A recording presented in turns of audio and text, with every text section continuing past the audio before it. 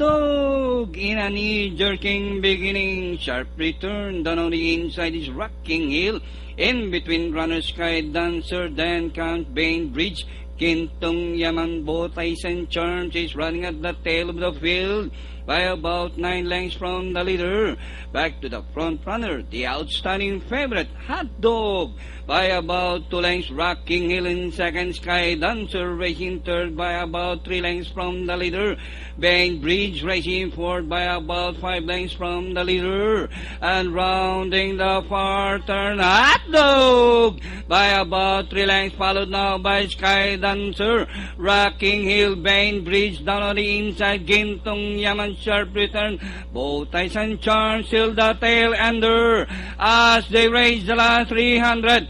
Hot Dog by about 2 lengths. Sky Dancer is down on the inside, and with the last 150 meters more to run, Hot Dog, Sky Dancer is by the rail and nearing the finish line. Hot Dog bagging the PCSO 2-year-old special maiden race. Second, Sky Dancer, Rocking Hill, Gintong Yaman, sharp return, both addition Charms, Bainbridge completing